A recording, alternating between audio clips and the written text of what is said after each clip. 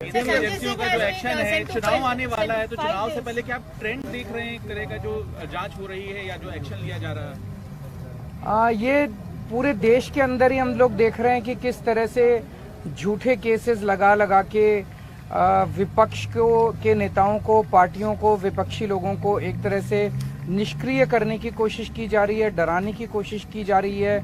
कई लोगों को तोड़ तोड़ के बीजेपी अपनी पार्टी में शामिल कर रही है। ये जनतंत्र के लिए अच्छा नहीं है।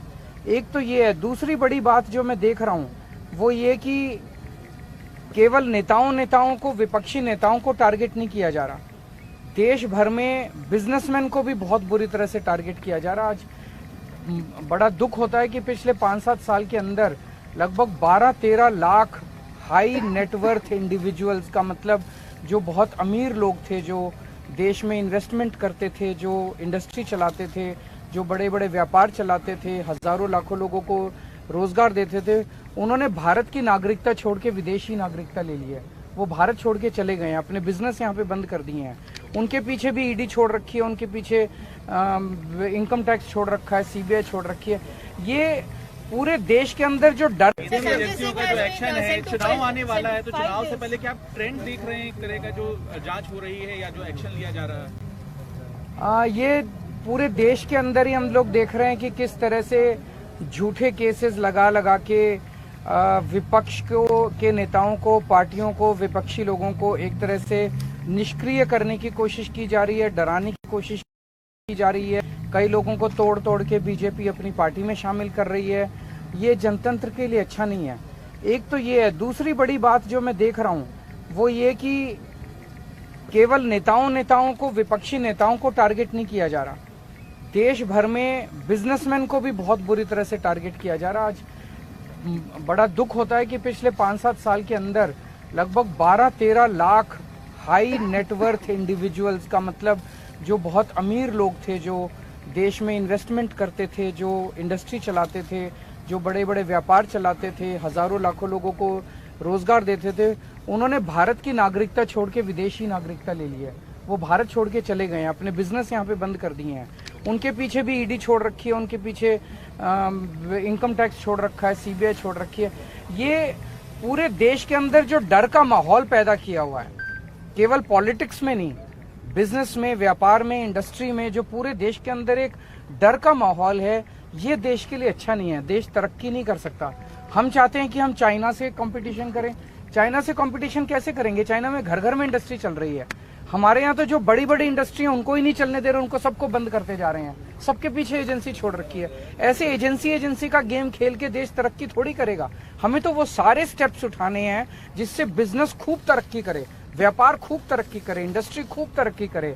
भय का माहौल खत्म होना चाहिए, तभी तो देश आगे बढ़ेगा। राहुल गांधी की जब सदस्यता गई आपने खुलकर सपोर्ट किया, लेकिन जो संजय सिंह के मामले में कांग्रेस जो है शर्तों के साथ ना करे, क्या फर्क पड़ता? देखिए, पूरा का पूरा इन्होंने हमारी इतनी जांच करा ली, कुछ निकला? बस घोटाला, बोले बस घोटाला हो गया, कुछ नहीं निकला उसमें, सारी जांच करा ली। बोले स्कूल के क्लासरूम बनाने में घोटाला कर दिया, सारी जांच करा ली, उसमें कुछ निकला। फिर बोले बिजली का घोटाला हो गया, इतने 1000 करोड़ रुपए का, उसमें कुछ नहीं निकला।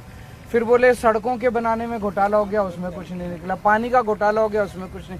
अब ये धीरे धीरे पता चल रहा है, कल सुप्रीम कोर्ट की सुनवाई आप सब लोगों ने सुनी, कि ये पूरा शराब घोटाला भी फर्जी है।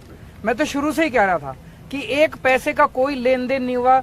जज कल बार बार पूछते रहे, भाई कोई तो दिखाओ, एक पैसा तो दिखाओ, कहीं सबूत तो दिए। एक सबूत नहीं है इनके पास, एक सबूत नहीं है।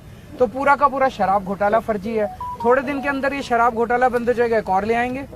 मतलब इनको पूरा टाइम, इनको केवल और केवल लोगों को एजेंसीज में और इन सारी जांचों में उलझा के रखना है। काम ना खुद कुछ काम करेंगे, ना लोगों को कुछ काम करने देंगे। अप्रूवर के बयान के आधार पर कल सुप्रीम कोर्ट में भी चर्चा हो रही थी कि इसको आधार बनाया गया और संजय सिंह को और उनके ये सारे सब कुछ खत्म हो जाएगा। सब कुछ कुछ है ही नहीं, सब झूठ है। कल संजय सिंह ने भी सब कुछ झूठ है, ये बयान झूठ है। तंग कर करके, टॉर्चर कर करके बयान लिए गए हैं, लोगों को जबरदस्ती कर करके बयान लिए गए हैं। सारे बयान झूठ हैं, कुछ है ही नहीं। लेकिन मैं तो ये कह रहा हूँ, अभी तो ये देख लेना, थोड़े दिन में शराब घोटाला खत्म, कहेंगे शराब घोटाले में कुछ नहीं मिला, फिर एक और नया ले आएंगे। कोई अंत थोड़ी है। नीयत खराब है इन लोगों की, काम करने नहीं देना चाहते। दिल्ली में इतने काम हो रहे हैं, आप भी काम करो ना।